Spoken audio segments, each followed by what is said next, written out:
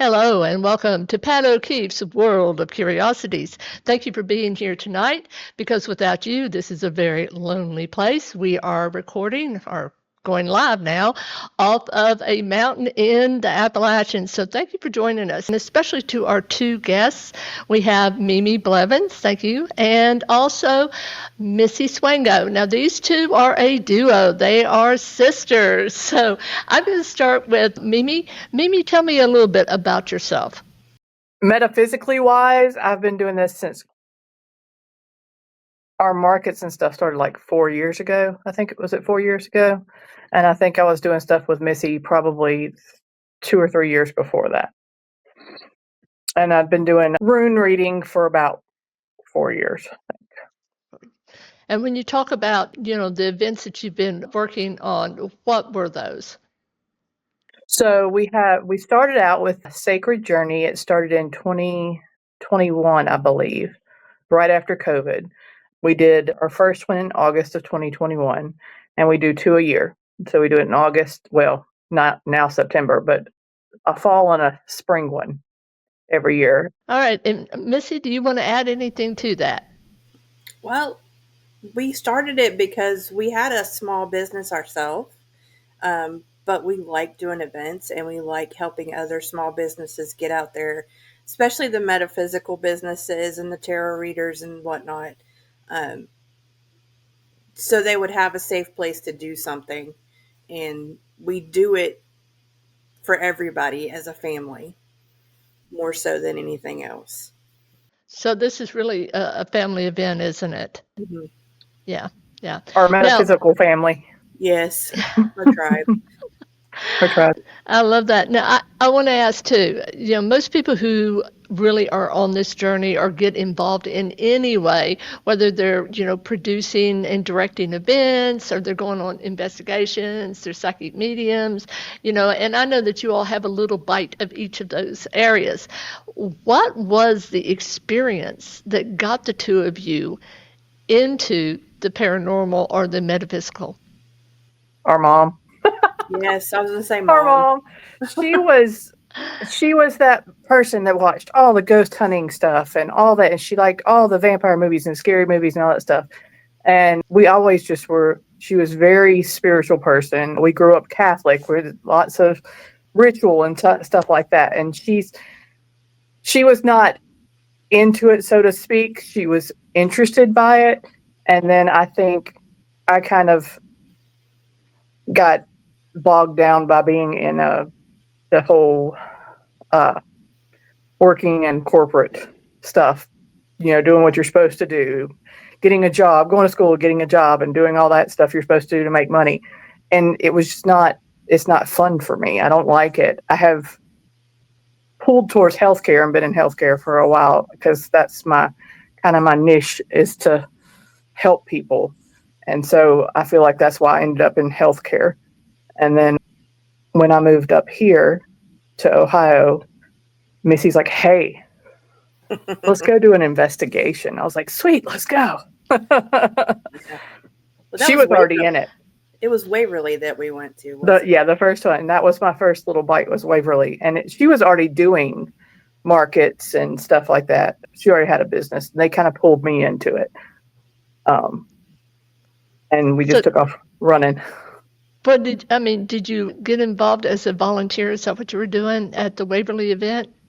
No, we just went for an investigation. We just got a group of people together and we just went and investigated. And she was already doing tarot reading and all that. I've been doing tarot readings, and I'm a intuitive reader for probably about 12 years now. Yeah, wow. My background was psychology. I wanted to be in psychology. I wanted to help people. I wanted to be a therapist. I wanted to, be able to talk to people and whatnot. And this was an easier way for me to do it without having to go through all the schooling, because I took a different route and decided to be a mom instead. And there was still a kind of a void that needed to be filled. And I was always drawn to it. So I decided to try it. And been, The rest is history. The yeah. rest is history. Tell me about, tell me, and then I'll go to Mimi with the same question. Missy, what was your most profound reading that really sticks in your mind? And I know that being a reader, there's several, but is there one that really sticks in your mind? I'd probably say there was a lady that I had done a reading for, and I have a set of cards that Mandy knows when I pull them out that I'm hearing something. And that's my mediumship deck. And I just started hearing something, you feel like you're going crazy almost, but I was hearing something, and I was hearing the words, and I would say what I was hearing to the lady, and they made sense to her. And the more I talked, the more it made sense. And it was just in the zone. I couldn't tell you what I said because after I do a reading, I don't remember anything about it. But that one did stick. We were all crying. It was a big blubber fest. And it's, I've never forgotten that. And I felt like I had actually helped her talk to someone that she needed to talk to that day. And it just made me want to do it more. It does. I mean, when you realize that you're really helping someone and you see the depth of help that you are giving, it does motivate you, especially if you're a spiritually inclined person. Mimi, what about you? What's your most memorable reading? Memorable. Okay, so I'm probably the more skeptical of the two of us because I have like that whole analytical brain that thinks, is this really real type thing? And I think when I realized that it was like it was like a multitude of readings. Like there was one, we started doing tag team readings at markets. Missy and I did because I was scared to read because I've seen how people treat readers sometimes. The little monkeys with the symbols, show me a show type thing. And Yes. to me, it's not like that when you sit down with a reader. It's more just I don't know how to explain it, but so yeah, right. And you've read me, Pat. You know that my brain thinks too much. So, but um, I've like there was a man that sat down at our booth one time and we read him. He kept telling me everything I was saying. It made sense, and he started crying, and I was like, oh gosh, let me hug you. But probably and I've had a reading where we sat down with a woman, and I started getting visions of stuff, and was telling her, she goes, yeah, that's my mom's house, and that was Mm-hmm. weird to me. That was really Mm-hmm. weird to me. But probably there was a woman that we kept reading over and over again. I kept telling her the same thing every time we read her. She'd come to the market, I'd read her. She'd come to the market, I'd read her. And it was like my runes were pulling the same runes every single time. And we're talking months in between reading her. And I kept pulling the same things. And the last time I cast my runes, the rune that kept popping out broke in half. And I just slid it across the table and I said, okay, I really feel like you need to listen this time because my rune's broken. So, Oh, but yeah, it's been interesting. I've read people that, they'll sit there and they'll like, I don't know what you're talking about. And then 2 seconds later, they'll like, oh yeah, I have this. And, then I've read people who just break down in tears and like, that's exactly what they needed to hear. mm-hmm. And I like reading with Missy because she has that mediumship deck and I'll get this just urge. I'm like, and start slapping her and be like, pull We off that deck, pull out we that deck. feed off of each other when Yeah. we're doing readings, and we tend to sync up when we're reading together. Yeah, I could see that. I've noticed that about sisters or people who are extremely close and they do this work. They start just becoming attuned to each other's energy. And I'm sure you all have been that way since you were, just little children, but probably babies. And it is a very close, I know I have very close tie to both my sisters. Now, I will tell you, I got to tell you about this one because we were talking about how, we heal and people really don't understand who don't do this work, the level of healing that we do. But I had this man come. I will never forget this. And girls, you know this. This is a fact. People look at us as therapists a lot. We get a lot of that, right? Mm-hmm. It's like an unleashing of energy on us. But I had this man come, and he sat down, and he looked, I swear, he came within my personal space. Like he was literally about 4 or 5 inches from my face. And he said, I want to know why I'm impotent.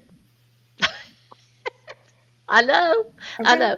But all of a sudden, it's an astral projector. That's part of what I do. I come from a line of astral projectors. My mother was one. But all of a sudden, I'm in like, late Victorian, probably around 1890 somewhere, maybe 1900. But I was a Bobby. I was a cop. It was him, though. I see things through them, right? So I felt the uniform. The uniform was stiff, it was heavy, it was wool, just really uncomfortable. And I saw him like smacking around the prostitutes, right? He had disdain for women, and if you know anything about Victorian England, if you did not have any kind of income, if you were homeless, these women were totally destitute and had no support, and so to feed themselves and their family, they often turned to this type of work, to adult work. And so he hated them. He had a disdain for them. And so when I popped back, I looked at him and I said, I bet you watch a lot of detective shows, don't you? He said, yeah, I do. I said, yeah. I said, I bet you've got a connection to Victorian England. He said, I find that era fascinating. I said, well, let me tell you why you're impotent. And when I told him, I thought he'd be angry, right? I've learned to trust the message, girls. Is that not right? Always trust the message. Right. But I will never forget when I told him, he hopped up and he said, oh my God, thank you, thank you, thank you. And he was just so happy. It was like he connected with that message, and now he had an understanding of why we experience what we do in this lifetime. But as far as lifetimes, he carried that experience, and that's why I do my work all of these years. I truly believe in reincarnation because I've just seen too many connections, and between this life and other lives that have impacted us. What is the most memorable? You said one of the things that you guys do is that you are on a paranormal team. So tell me a little bit about that paranormal team. Mimi, let's start with you. So we sometimes collaborate with spirit mechanics and go on some of their investigations and cases and stuff like that. Okay. Oh no, the most memorable? Yes. Yes. So there was, we've talked about this a lot lately too. There was a case that we went to and they were working, and this is the paranormal side. There are certain things that I do believe in. There's some stuff that's like beyond my comprehension that spirit mechanics are excellent at what they do, but a lot of it's beyond my comprehension because I've not been around it. So sometimes when I go on a case with them, I'm just like, just tell me what to do and I'll do it. And I think that's kind of how it was that night. And we were on a case at this lady's house, and they were working out, and I won't go into too many details because I don't want to say, but we were given butter knives. Butter knives. Butter knives. They had done something to them because they were silver. Okay. And they were trying to capture something. Right. And me and Missy watch way too many movies. And so we're around this tree, and we're standing there, and they said, when I tell you to, just push, stab the knife into the ground. And they didn't use the word stab. They didn't say violently or anything like that. They just said, put it in the ground to create like a net, or so to speak. And I think you probably heard this story when we were after Sacred Journey. You may have.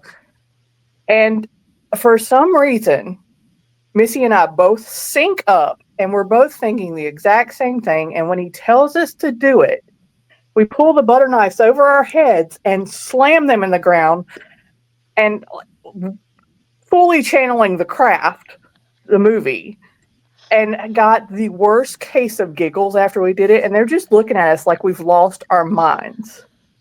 And I thought that's what we had to do. I mean, and I just couldn't stop laughing after that, because I was like, why in the world did I just stab a butter knife in the ground? I mean, it worked for whatever purpose, but they couldn't. They just thought we had lost our minds because we stabbed it in there. Because literally, all we had to do was stick it in the ground. Well, being the cynic that you are, Mhm. okay, what is beyond your scope of understanding? What would be an example of that? So, I fully believe in that there are spirits. I fully believe that there are spirits among us. I've had too many experiences not to believe that. When it gets into beyond human and animal spirits and it gets into more cryptid type things, that's where you kind of lose me. Like, do I think there are things out there that we don't know out there? Absolutely. This world is too big for us to know every single thing that's on it. Would I like to go find me a Bigfoot? Sure, let's go. I mean, I don't want to come face to face with it, but some of the more obscure cryptid type stuff and obscure spiritual type stuff, it takes my brain just is like, I don't know. The reality of it is hard for me to grasp. So I think if I saw it myself, then I'd probably be like, oh, okay, now it makes sense. Mhm. But some of it is just some of the workings in spiritual realm, so to speak, and paranormal just kind of, I can't wrap my brain around it. I'm like, how is that real? Mhm.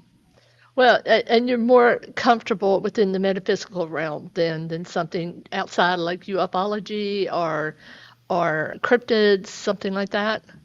I mean, I'm fascinated by the paranormal. Absolutely fascinated by the paranormal. I like natural healing type stuff. I 100% believe in it. There's too many things that you can do. I mean, we weren't able to make all these medicines and stuff back in the day. It was all natural healing. So that kind of stuff I believe in. I believe in energy, like transferring of energy and stuff like that, because I've felt it myself. I have a really hard time trying not to nitpick and look through books and stuff like that and be like, how is this? I don't understand. So if I've felt a lot more in the last few years than I did before, kind of opened myself up, but Yeah. the opening is very hard for me because my brain in the back is going, that may not be real. I'm like, but it is. No, it's not. So, Well, we need cynics. We do. We need people to slow us down sometimes and look at other probabilities. But Missy, you must be the most open. What we say open in the family. Although we have Mimi who's just opening up like a lotus plant back there. Woo! we have a little sister. I have a little sister who's pretty open, And but she is like, she would be better at this kind of work than us, but she kind of shies away from it. She is more religious than spiritual. Like, she's spiritual, but she's more religious. So that kind of holds her back, and it scares her. It scares her. Like, she could see things that I could never see, that Missy could never see. She would go up to people and just start talking to them and see a dead relative, and they would be like, and she'd start talking about them, and it freaked her out. So she kind of blocked everything off. Now, when she was more open, was it when she was young in childhood, or when did she cut it off and said, "Okay, enough of this"? It's probably been just a few years ago, not too long ago, maybe 3-4 years ago. Was there something that happened that scared her or made her think, "I don't want to do this anymore"? At that time, I think she was in a relationship that he was not very supportive of it. It freaked him out more than it freaked her out. And I think it got overwhelming for her That makes because sense. she doesn't have a filter, and she says whatever. I mean, she thinks it, she sees it, it comes out of her mouth, and she didn't know how not to say. You don't tell everybody that you see dead people standing beside them. Some people will freak out, and she would just walk up to people. Yeah. But she's the type of person, like, she would put herself in harm's way to tell somebody something. She said if she didn't, she would start feeling sick. Like, she had to stop and tell them that she had a message for them, and if she didn't stop and do it, it would make her physically sick. So I think that's why she shut herself off to it, because some people were not as receptive. I mean, if you have a random person stop at a gas station and approach you and tell you that their dead brother is trying to send them a message, it doesn't always fare well on her. No. No, And it so, does. No, it doesn't. so yeah, she's. I wish we've been trying to bring her into our little friend, our tribe, and she kind of comes in a little bit. But funny story about her. I'm going to tell this story, Missy. It's so funny. Funny story about her. So a long time ago, when my child, you know what I'm going with. I know where she's going with this one. My child, when she was like 3 years old, she would have night terrors, like horrible night terrors, and they were really bad. And Brooke, our sister, lived down the street from me, and they were so bad. And and you're not supposed to wake them up when they're having them, and you want to so bad, but if you do, it can cause more problems. And so I'm sitting here trying to comfort my child who's in the middle of a night terror, and she would stand there and just stare at nothing there. Now, it may not have been a night terror; it could have been something else. So, and my husband was in the other room, and he was like, "Something's creeping me out in this house. I don't know what's going on." And so I called her, and I was like, "Hey, something's going on. I don't know if she's having a night terror or if there's something in my house spiritually or something that's creeping out Chris and it's creeping out Skylar, and they're freaking out, and I'm not really sure what to do." And when I say she's like, she'll have a Bible and stuff like that. So she comes down the street with, she knocks on the door. I open the door. She's standing there in like her pajamas with a Bible in one hand and a bottle of Wesson oil. And I just looked at her. I said, "What are you about to do?" She's like, "I'm going to anoint something." But she's standing there with a bottle of Wesson oil. I said, "What are you going to anoint with Wesson oil?" That's all she had. That's all she had. She's like, I'm gonna do something. Do something." She didn't have anointing oil, so she just. But she had a Bible and some Wesson oil, and she comes walking. It was just the funniest thing. She's fun. She's fun. She sounds like she's fun. What about you, Missy? What is there anything that's beyond the realm of what you would believe in or you haven't experienced like your sister? I've come a long way, and I've probably see and hear and feel and believe in a lot of stuff that most people won't. Me included, probably. Yeah. I see with my mind's eye everything that I see. When I see stuff, it's like watching it a TV. It just, there's not much I don't believe. Not really. Not now. Not in the 10 years I've been working with spirit mechanics. So you're really a clairvoyant, clear seeing. I am more of a clairsentient. Okay. So you feel. I'm an empathic medium. Okay. So that I feel and sense everything. I feel like if I could see it physically, it would help me a lot more. But I don't. Okay, I see it in my mind, and I don't know if I'm just thinking that's what I'm supposed to see, or if that's really what I'm seeing. I'm not ever really sure. Well, one of the ways that we can become sure, and I know you do it a lot, is by sharing those messages and getting feedback. Have you gotten better at, like, sometimes, as you know, we get spirits that send us like symbols or little blips, and we have to kind of put it together sometimes. Have you gotten better about that, or is that how your gift works? The clairaudient part of it, I've kind of closed it off. You get the ringing in the ear, but I can never really hear what they're saying. A lot of stuff that I do get comes to me in a dream, but that's usually personal or family related. But when I'm sitting there talking to someone, I get pictures in my mind. I see pictures in my mind. What about you, Mimi? How does your gift work? So when it started out, it was animals. I would see animals everywhere, like random. There's no animal there, but I would see them everywhere. And so I thought that was weird. I was like, a Snow White, there's animals everywhere or something. They're just following me around. But there was no animals there. So that's how it started. I'm probably more clairaudient. I hear a lot of things. I'll hear things. But I had been working with spirit mechanics because, Steve, I'm like, I don't understand what's going on with me. He's like, well, I know what you got going on with you, but I'm not going to tell you. You're going to figure it out, because that's how Steve is.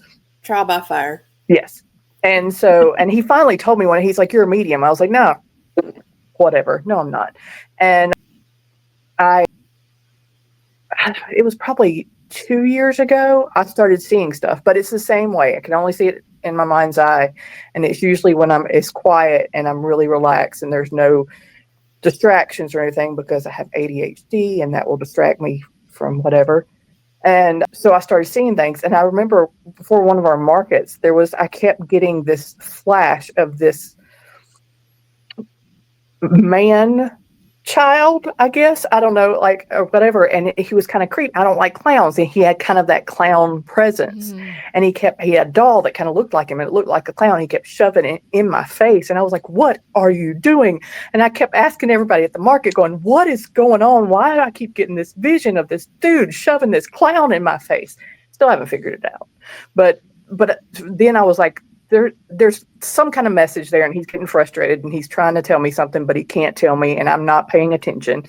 So, but I've had a few things like that. They did make me do mediumship at one of the cases, and I cried like a baby, and Missy laughed at me.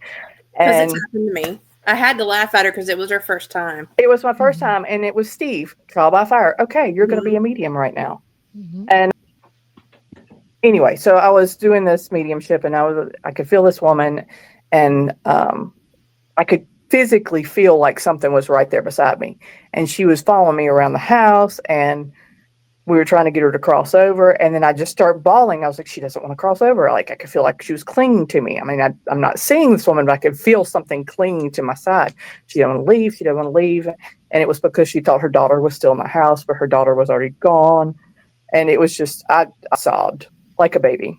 I did the same thing the first time. Yeah, because we're taking in the emotions, like you said, of the person that had passed, and it sounds like this one was really kind of sad. She was wanting her daughter, and lives in a different time and space, so that where she is now, where she doesn't know that all of that time has passed. That is poignant. Ladies, did you all grow up in a haunted house, or how old were you when you had your first experience, and what was it? Oh, gosh. I don't remember anything from when I was younger. Mine was more teenager, probably. Mine was early 20s. I don't think I lived in a haunted house. Well, I did live in one haunted house, but so to speak, but I felt like something was following me to every house that I was going to. Just little things would happen. It was when I was in my early 20s. I had just gotten married, and I don't know if it was necessarily following me or following my husband, but I could things would happen. We would see weird things, stuff would turn on, or, just the little things would happen. And every time we'd move, it stopped for a little bit, and then it would start back up again. But we did live in a haunted house. And it's funny because when we started renting the house, my husband was like, hey, my wife likes paranormal stuff. Is this place haunted? Because it was an older house. He asked the guy, we were renting the house. He goes, no, it's not haunted. And I was like, really? Absolutely it was.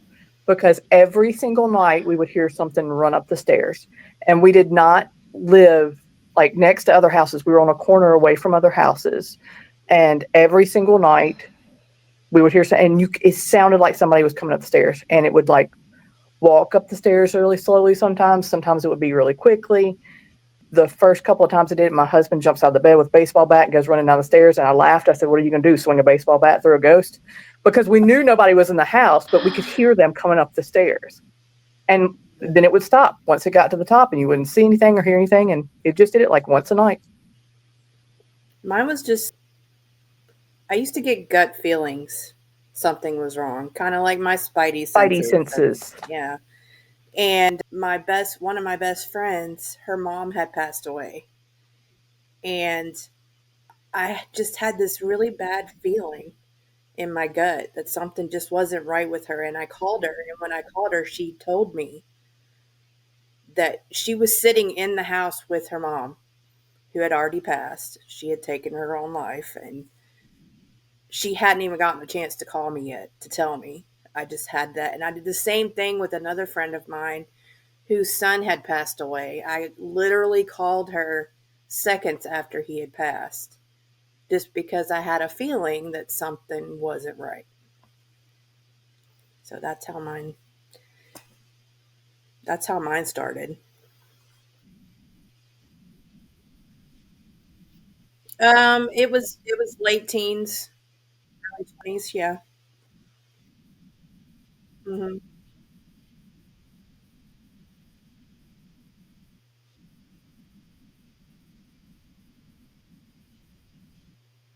We call each other when something's not right. Or one of us has a headache, we all have a headache. One of us doesn't feel well, we don't feel well, but it's not, there's nothing wrong with you, but you still feel what the other sister is feeling. We do it all the time.